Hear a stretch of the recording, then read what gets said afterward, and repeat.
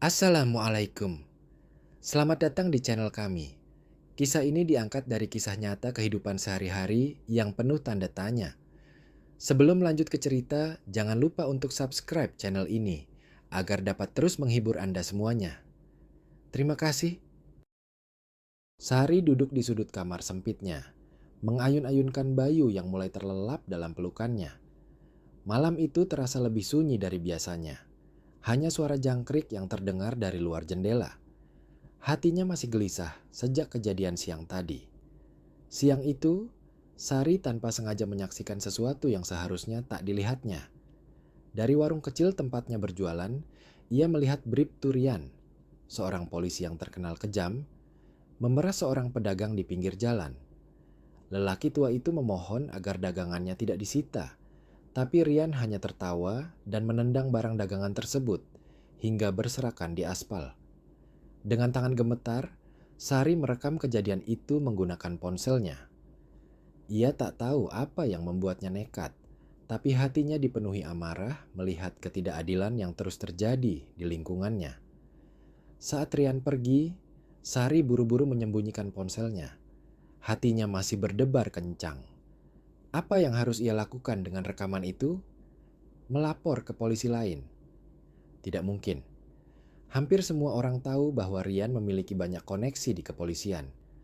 Namun, ia tak punya banyak waktu untuk berpikir. Malam itu, saat ia hampir tertidur bersama Bayu, suara keras menggema dari depan rumahnya. Brak! Seseorang mendobrak pintu rumahnya. Sari tersentak dan segera memeluk Bayu erat-erat. Dari celah pintu kamar, ia melihat sosok yang sangat dikenalnya, Bribtu Rian. Di belakangnya ada dua pria berbadan kekar yang tampak seperti preman bayaran. Wajah Rian penuh amarah. Matanya menyapu ruangan dengan tajam sebelum akhirnya berhenti pada pintu kamar yang sedikit terbuka. Sari, keluar lo sekarang juga. Suaranya bergema memenuhi rumah kecil itu. Sari menahan napas, tubuhnya gemetar. Ia tahu hidupnya baru saja berubah menjadi mimpi buruk. Sari memeluk Bayu erat-erat, jantungnya berdegup kencang.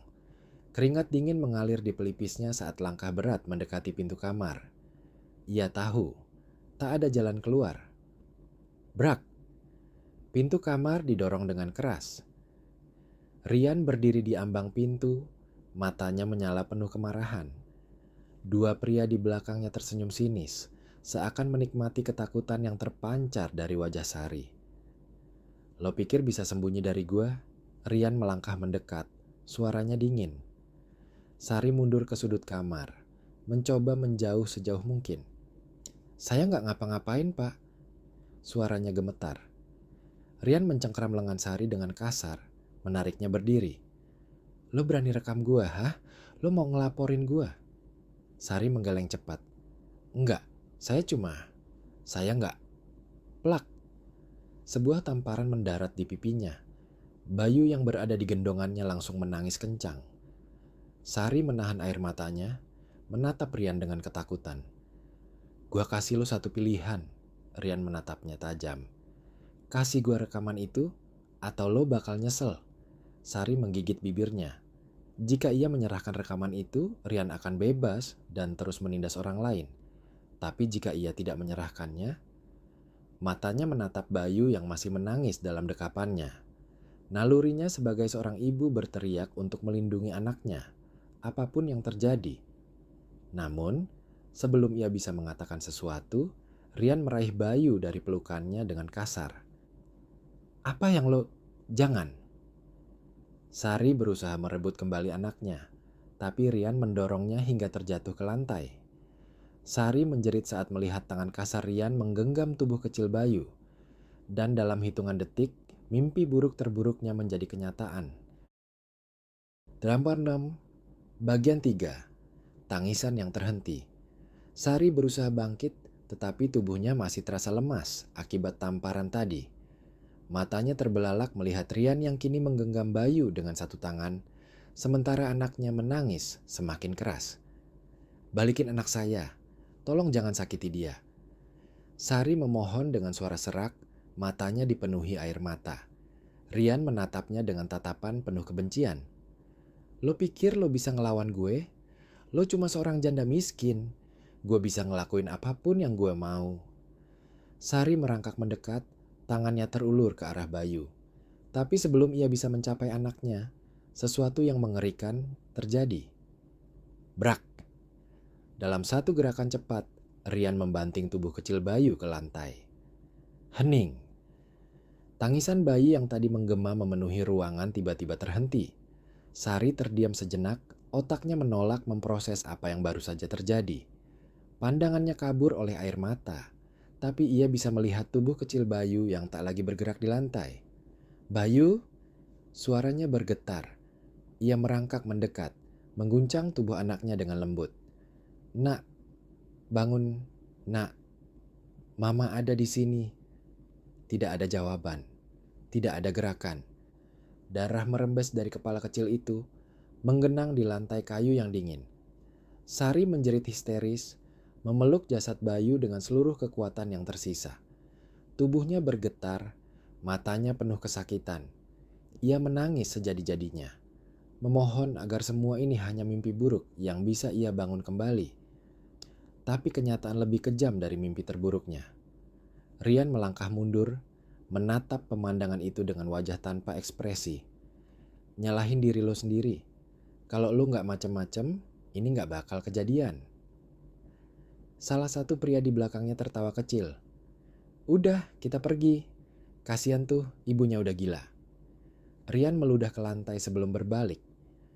Ingat Sari, lo buka mulut, lo bakal nyusul anak lo. Sari tidak menjawab. Ia hanya memeluk Bayu erat-erat, tubuhnya gemetar. Tidak ada lagi yang tersisa dalam hidupnya, selain rasa sakit yang tak tertahankan. Sari duduk mematung di depan kantor polisi. Kedua tangannya masih berlumuran darah kering dari tubuh kecil Bayu yang kini telah terbujur kaku di rumahnya. Matanya kosong, air matanya sudah habis terkuras sejak semalam. Ia tidak punya siapa-siapa lagi, hanya ada satu hal yang tersisa dalam hatinya. Keinginan untuk mencari keadilan. Ia melangkah masuk dengan kaki yang lemas, mendekati meja resepsionis. Seorang polisi tua dengan wajah malas menatapnya dari balik meja. Ada perlu apa? Tanyanya tanpa minat. Sari membuka mulutnya, tapi suaranya nyaris tak keluar. Saya mau melapor. Anak saya dibunuh. Polisi itu mengangkat alisnya, akhirnya menunjukkan sedikit ketertarikan. Siapa pelakunya? Sari menggigit bibirnya. Hatinya berteriak ingin langsung menyebut nama Rian, tapi bayangan wajah dingin pria itu dan ancamannya kembali menghantuinya. Namun, ia tak bisa diam. Bayu pantas mendapatkan keadilan. Bribtu Rian, bisiknya dengan suara serak. Seketika ekspresi polisi di depannya berubah. Tatapannya yang semula malas kini dipenuhi kewaspadaan. Ia berdeham pelan, lalu menunduk seolah membaca sesuatu di atas meja, menghindari tatapan Sari. Kamu yakin? Ini tuduhan serius. Sari mengangguk cepat. Saya lihat sendiri, dia membanting anak saya. Anak saya meninggal. Suaranya pecah di akhir kalimat. Polisi itu menghela napas, lalu bangkit dari kursinya. Tunggu sebentar. Sari mengangguk, pikirannya dipenuhi harapan bahwa akhirnya ada seseorang yang mau mendengarnya. Namun, harapan itu hancur saat tak lama kemudian dua polisi lain datang menghampirinya. Bu Sari, kami perlu bicara sebentar. Nada suara mereka terdengar terlalu ramah, terlalu dibuat-buat. Mereka menggiringnya ke sebuah ruangan kecil di dalam kantor, lalu menutup pintunya rapat-rapat. Sari mulai merasa ada yang tidak beres. Saya hanya ingin melapor. Salah satu polisi, seorang pria berperut buncit dengan wajah tanpa ekspresi, menyilangkan tangannya. Dengar Bu, jangan main-main dengan tuduhan seperti ini. Bribtu Rian adalah anggota yang baik dan berdedikasi. Sari menatap mereka dengan tidak percaya. Tapi dia membunuh anak saya. Polisi yang satunya lagi, lebih muda, mendekat dan berbicara dengan suara pelan namun dingin. Kami sarankan ibu pulang dan melupakan ini. Kalau ibu tetap bersikeras, bisa-bisa ibu malah kena masalah. Jantung Sari mencelos. Apa apa maksudnya? Perut buncit itu tertawa kecil. Kami bisa membuat laporan palsu tentang pencemaran nama baik, atau bahkan tuduhan lain yang lebih berat. Percaya deh Bu, melawan polisi itu bukan ide yang bagus. Sari merasakan dunia seakan runtuh. Bukan hanya keadilan untuk Bayu yang direnggut darinya, tetapi juga kebebasannya untuk berbicara. Ia menggigit bibirnya keras-keras, menahan isak tangis yang kembali ingin pecah. Kini, ia sadar bahwa ia benar-benar sendirian. Sejak hari itu, hidup Sari berubah menjadi mimpi buruk yang tak berkesudahan. Ia tidak hanya kehilangan Bayu, tetapi juga rasa aman dan harapan untuk mendapatkan keadilan. Setiap malam, ia merasa diawasi. Awalnya hanya firasat, tapi kemudian menjadi nyata. Malam pertama setelah ia melapor, seseorang melempar batu ke jendela rumahnya. Ia terbangun dengan jantung berdegup kencang, tubuhnya gemetar. Saat memberanikan diri mengintip dari balik tirai, ia melihat sebuah bayangan berdiri di depan rumahnya. Orang itu tidak mengatakan apa-apa. Ia hanya berdiri di sana, memastikan Sari tahu bahwa ia sedang diawasi.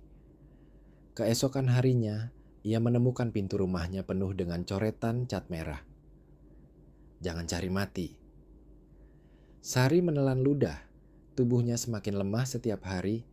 Ketakutan membuatnya tak bisa makan atau tidur dengan tenang. Namun, semua itu belum seberapa dibandingkan dengan apa yang terjadi seminggu kemudian. Malam itu, saat ia baru saja mencoba untuk tidur, seseorang mendobrak pintu rumahnya. Dua pria bertubuh besar menyeretnya keluar sebelum ia bisa berteriak meminta tolong. "Berhenti, lepaskan saya." Sari meronta, tetapi cengkeraman mereka terlalu kuat. Salah satu dari mereka menamparnya hingga ia tersungkur di tanah. Darah merembes dari sudut bibirnya. "Lo keras kepala banget ya." Salah satu pria itu mencibir. "Gak cukup kehilangan anak, lo masih aja cari masalah." Sari terisak, tubuhnya gemetar. Ia tahu siapa yang mengirim mereka. "Kalau lo terus buka mulut, lain kali yang mati bukan cuma anak lo." Bisik pria itu di telinganya. Lalu, tanpa peringatan, ia merasakan tendangan keras menghantam perutnya. Ia tersungkur, menggeliat kesakitan di tanah yang dingin. Sebelum pergi, salah satu dari mereka menendang tulang rusuknya sekali lagi, membuatnya nyaris kehilangan kesadaran. Saat akhirnya mereka pergi, Sari hanya bisa terbaring di tanah, menahan sakit yang luar biasa. Ia menangis, bukan hanya karena luka di tubuhnya, tetapi karena keputusasaan yang semakin menelan dirinya. Tak ada lagi tempat untuk lari, tak ada lagi yang bisa ia lakukan.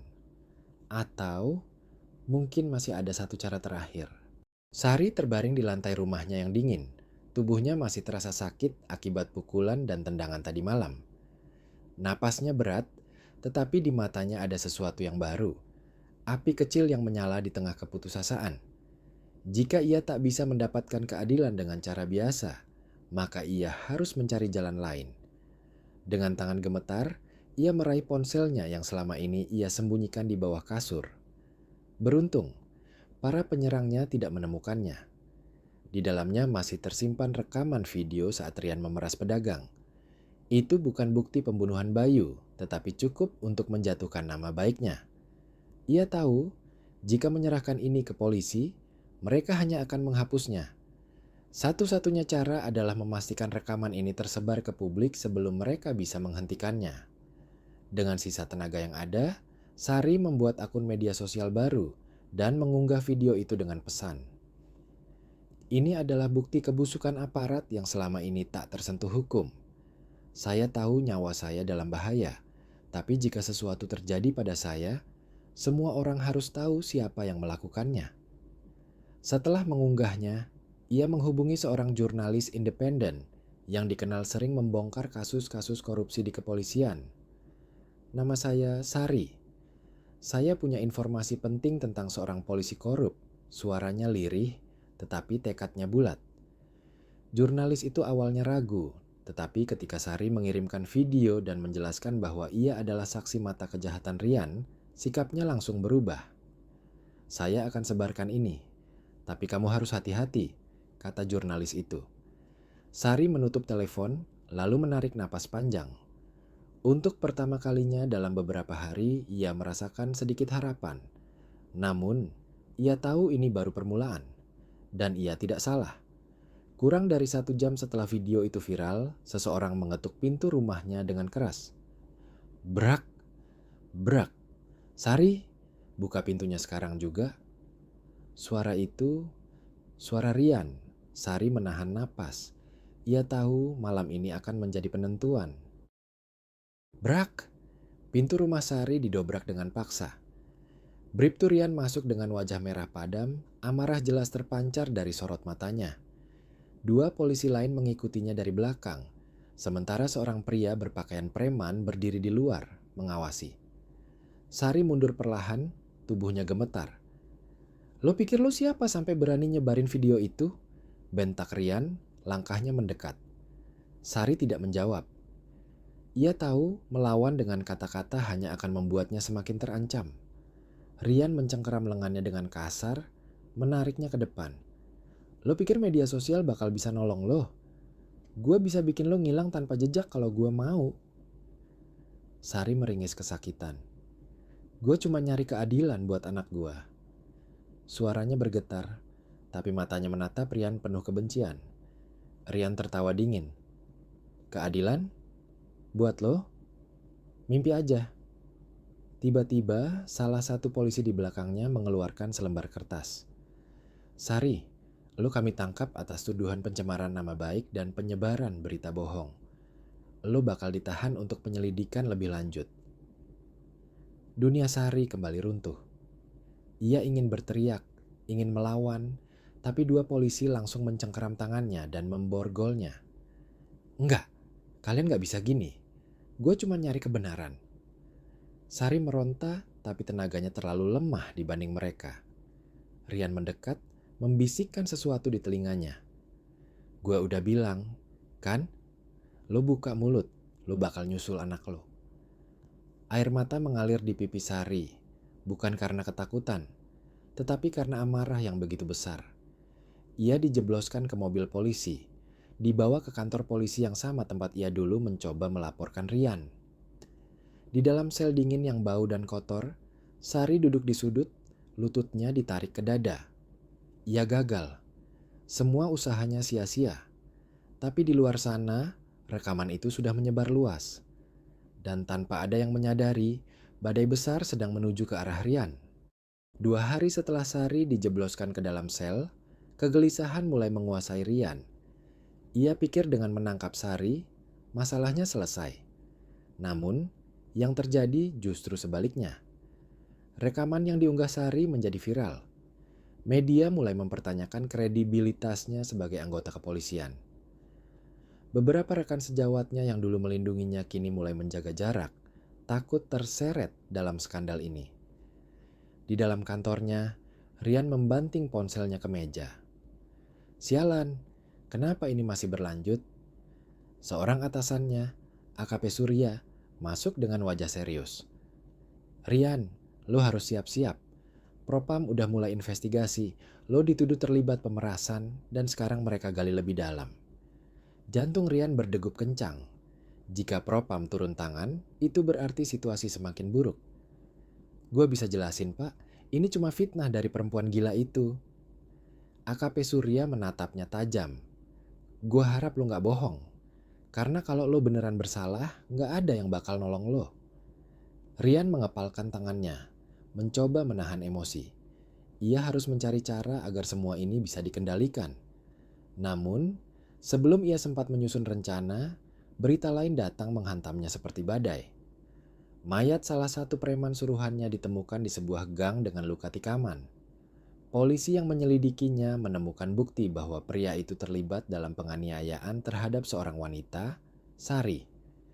Media semakin gencar menyoroti kasus ini, mendesak pihak kepolisian untuk mengusut tuntas keterlibatan Rian. Dan puncaknya terjadi 2 hari kemudian. Saat Rian sedang bersantai di rumah, sebuah ketukan keras terdengar di pintunya. Brak! Pintu didobrak, dan sekelompok polisi dari Propam langsung masuk dengan senjata terangkat. "Bribtu Rian, lo ditangkap atas dugaan penyalahgunaan wewenang, pemerasan, dan keterlibatan dalam pembunuhan." Rian terbelalak, tubuhnya seketika dingin. Ia mencoba melawan, tetapi dalam hitungan detik, tangannya sudah diborgol.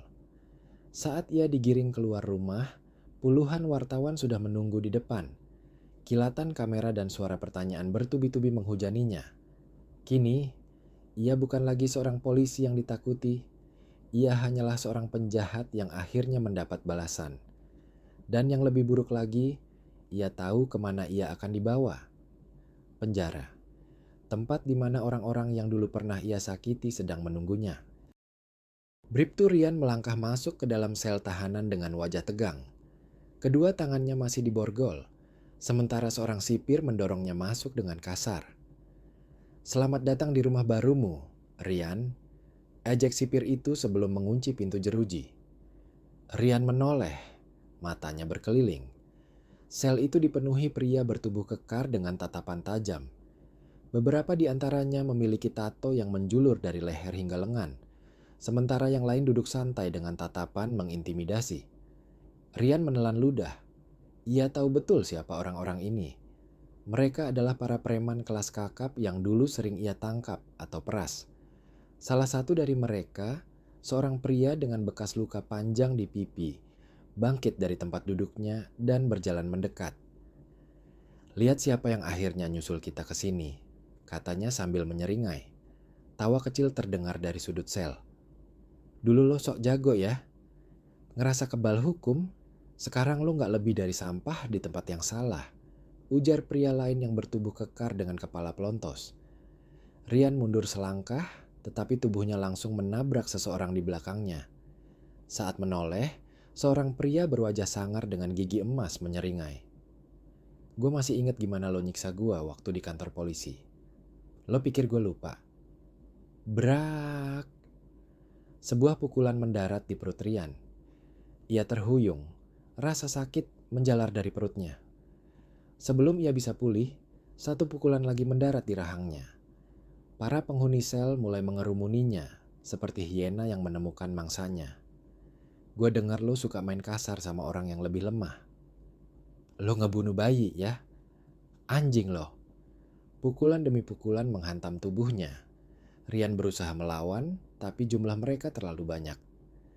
Dalam hitungan detik, ia tersungkur ke lantai, wajahnya berlumuran darah. Salah satu tahanan berjongkok di sebelahnya, menepuk pipinya yang sudah bengkak. "Gua kasih tahu Rian, di sini kita nggak butuh polisi korup kayak lo. Dan gue janji, lo bakal ngalamin neraka setiap hari." Rian mengerang kesakitan, tetapi tidak ada yang peduli. Di luar sel, sipir hanya melirik sekilas sebelum pergi. Di tempat ini, tidak ada lagi kekuasaan untuknya. Yang ada hanya balasan atas semua kebusukan yang pernah ia lakukan. Rian terbaring di lantai sel, tubuhnya penuh luka lebam dan darah yang mengering. Nafasnya berat, setiap tarikan terasa seperti pisau yang menancap di dadanya. Sudah berhari-hari ia menerima penyiksaan dari para narapidana lain. Mereka tidak membunuhnya, setidaknya belum.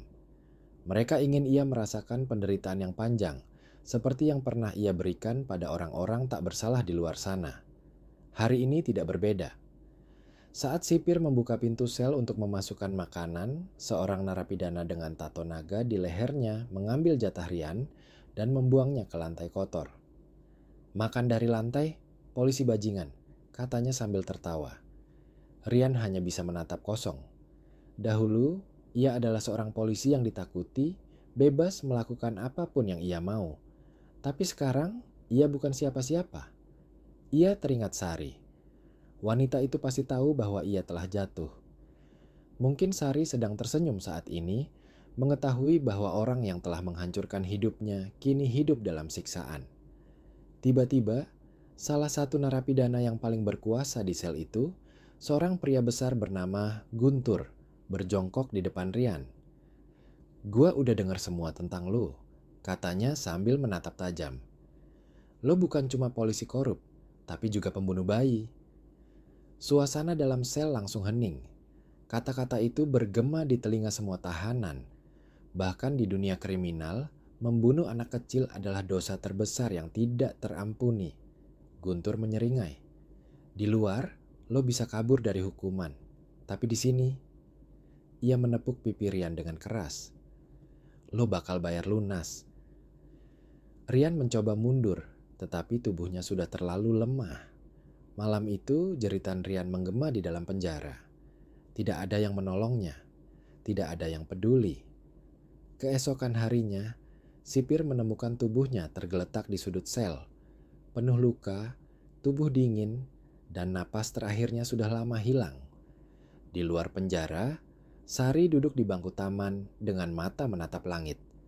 Ia mendengar berita itu dari seorang jurnalis yang membantunya. Ia tidak tersenyum, tidak menangis. Ia hanya menghela napas panjang, membiarkan angin membelai wajahnya. Karma telah bekerja dengan sendirinya.